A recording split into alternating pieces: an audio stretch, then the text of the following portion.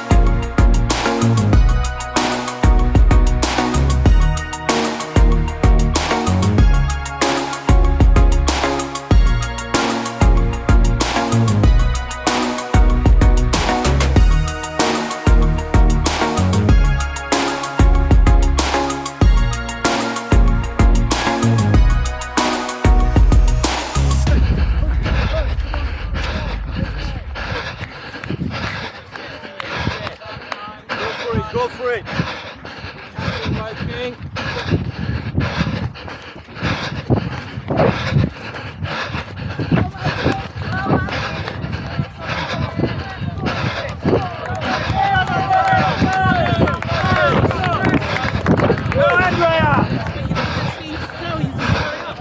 Wasn't what I was expecting. Someone said that, yeah, there was a hill, but you kind of think on a race horse course, well, it's a bit of a mouthful, that it's going to be generally quite flat. So I didn't have time to do a warm up beforehand because we got there, you know, not much time to spare when you get your numbers and stuff like that. So if you look at the map, it starts off on a slight decline. Then after you've done the decline, it slowly climbs all the way back up to the top, slightly down a bit, and then you start the lap again and do that twice. So it's 2 4K laps ending on the 8K, and it was brutal. Thought to myself at the start, look, Chris, you always go off too fast. So I'm, thought to myself, I need to run off slower. So the lead pack were miles ahead of me in no time. But because we're going downhill, clocked through the first mile, ran about 6:01, but the first kilometre, a few kilometre people out there, was 3:42.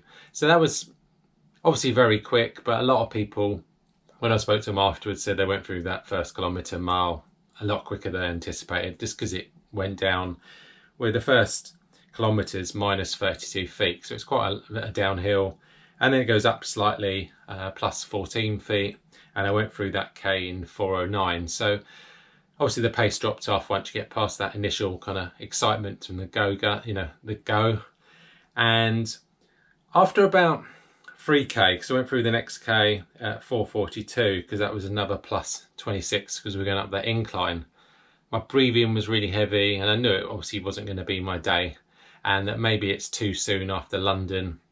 Legs a bit heavy. Feel my hamstring very slightly, but that didn't hinder my performance at all. So just kind of stuck with it and just hung on to some of my club mates. So the next K was slightly downhill, and that was a 4:07. That was a minus 11 because we're obviously going down the downhill bit and coming back into the kind of start area. Then when you go through the start all the way back down, a 4:09, because I thought to myself, you know what's coming, you're holding yourself back because you know you've got to go that incline, and when you're already blowing, you don't want to overdo it. So then we're up to plus 17, so we're starting going up that incline, and the next K was in 4:28. Then we're going up the biggest part of the hill, which is a plus 25 feet, and that was a 4:47. So my pacing seemed to kind of take a pattern, and then the last 0.7 of a K is slowly dropping at -8. So I managed to run a 3:46. So it's almost like my pacing was pretty much spot on. Well, no, I don't know about spot on because I was blowing at the start, but it seemed to follow a pattern on the course. So at least I managed to maintain my pace. Tried to, towards the end, was kind of thinking I've got Ollie in front of me, the one with the cap.